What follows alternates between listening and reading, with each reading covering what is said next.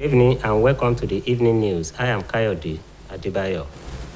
Ahead of the presidential primary and extraordinary national convention of the ruling All Progressives Congress, the chairman of the convention planning committee and Kebbi State Governor Abubakar Atiku Bagudu has promised that the exercise will be each free. Some 2,340 delegates are billed to elect the party's flag bearer for the presidential poll next year. Bagudu, who spoke during the inauguration of 19 national convention subcommittees at the National Secretariat of the party in Abuja, said efforts are in top gear towards achieving a successful event. He expressed gratitude to the Abdullahi Adamu-led National Working Committee for steering the party to the historic moment. The Secretariat has been a beehive of activities with governors and members of the Convention Organizing Committee holding meetings to ensure the successful conduct of the exercise. In the build-up to the July 16 governorship election in Osun State, the Independent National Electoral Commission has organized a sensitization forum for community leaders who are expected to serve as mouthpiece of the people in disseminating voter education. The Voter Education Department of the Commission, in partnership with the International Foundation for Election System, IFES, brought together religious and community leaders, non-governmental organizations, market men and women, including people with disabilities, to sensitize them on new innovations brought about by the electoral law and the need for them to disseminate such to the people at the grassroots. Speaking at the event, the Osun State Resident Electoral Commissioner, Professor Abdulgani Raji, said the Commission is poised towards conducting a free, fair, credible, and peaceful election and urged the community leaders to help educate their people on good parenting in order to eliminate thuggery during election. Professor Raji also called on eligible voters who are yet to get their permanent voters card to do so, adding that only 15 political parties will field in candidates for Osun Guba poll. Vice President Yemi Osinbajo has visited Owo, Ondo State, to commiserate with the government and people of the state over the heinous attack at the St. Francis Catholic Church. According to a statement by his senior special assistant on media and publicity, Laolu Akande, Osinbajo relayed the president's message to the people. Meanwhile, national leader of All Progressives Congress, Asiwaju Bola Tinubu, is also in Owo to visit families of the attack. The former Lagos State governor, who visited St. Francis Catholic Church and the palace of Olowo of Owo, Oba Ajibade Gbagide Geshin Ogunye III, donated 75 million naira to the victims of the attack.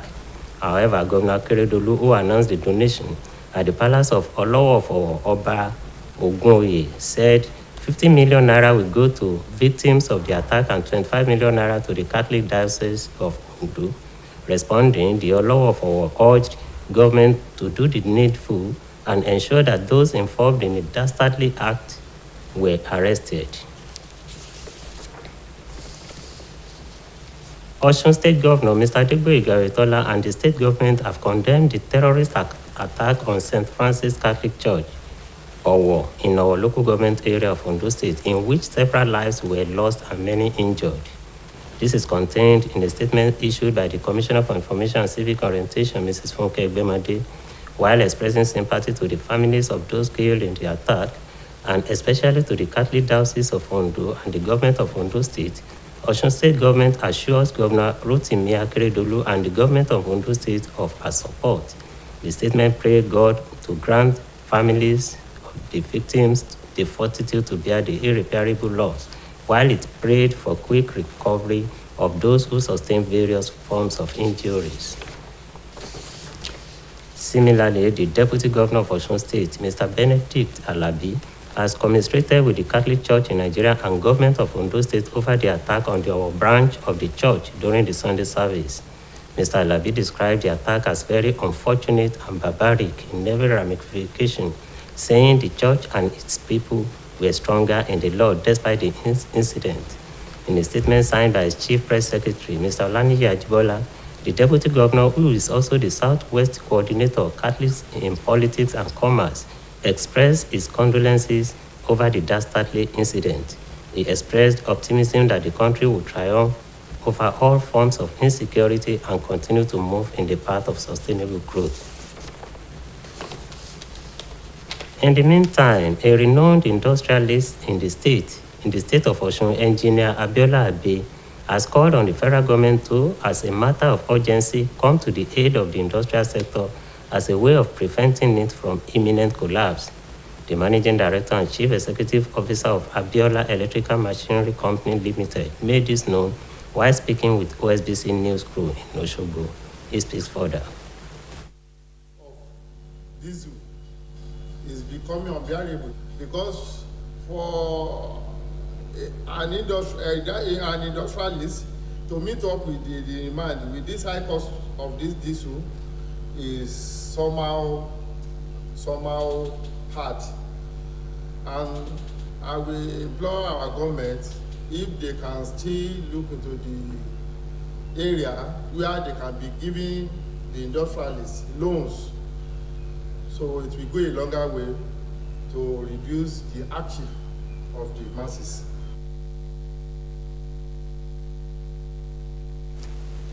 The federal government and other stakeholders in the health sector have been called upon to facilitate more awareness programs across the country so as to decrease the level of ignorance concerning sickle cell anemia. The founder Sickle Life Foundation, Dr. Oluwatosin Adesoye, made the call at the maiden edition of the Sickle Life Foundation Celebration Awards and Fundraising 2022 program. He maintained that sickle cell disease is a genetic blood disorder inherited from one's parent and characterized by inheritance of two abnormal genes, with one of the abnormal genes being hemoglobin S.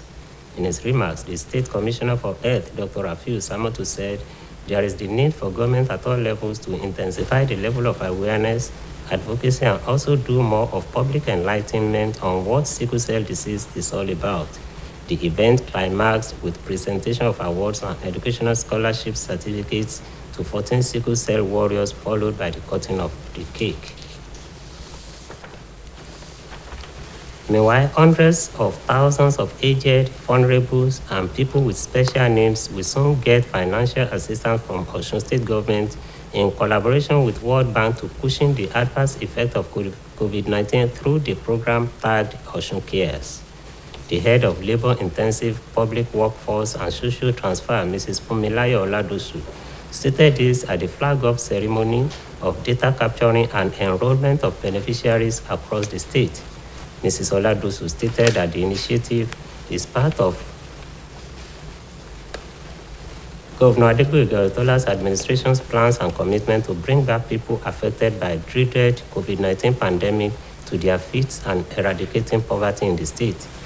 The validation, enrollment, orientation, and biometric capturing of labor-intensive public workforce and social transfer beneficiaries program were held simultaneously in Osogbo, Olorunda, Boripe, Ila, Ifedayo, and Boluwaduro local governments.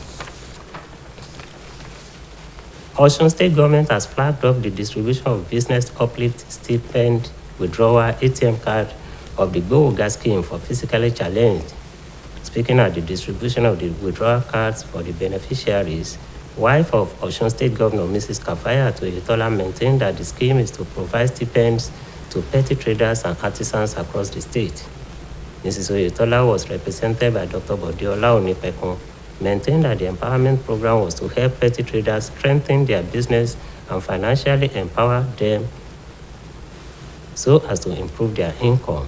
In his remarks, the state chairman for the Joint National Association of Persons with Disabilities, Mr. Oluwafemi Stephen, appreciated the Osun State government for their support to the physically challenged, adding that the program will provide succor to the people. Reports just reaching us now indicate that the APC northern governors insist the presidential candidates must come from the southern part of the country. This is the outcome of their meeting just concluded with President Muhammadu Buhari. Details will come your way in subsequent bulletins. And now to sports. The Super Eagles have started training at MKO Abiola Stadium, Abuja, in preparation for Thursday's Africa Cup of Nations qualifier against Sierra Leone.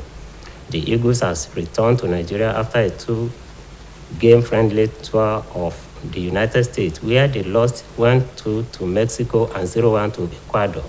According to officials of the team, all the players listed for the qualifiers are already in town, but the trial of Joe Aribo, Calvin Bassey, and Shehu Abdullahi did not take part in the training session. Thursday's match will give Nigerians an insight into what to expect from the new technical crew led by Jose Peseiro, who was in charge of the games against Mexico and Ecuador. And now to the foreign scene. The politicians of the UK's governing Conservative Party will hold a vote of no confidence in Prime Minister Boris Johnson today that could remove him as Britain's leader as well as the head of Conservative Party. Party officials Graham Brady said he had received enough letters from members of parliament demanding a vote on Johnson's leadership to trigger one that happens if 54 Tory politicians, 15% of the party's group in the House of Commons, write to Brady. He said the vote would take place in person in the House of Commons this evening. And that ends the evening news on OSBC TV. Please join us at 7 for major reports. Good evening.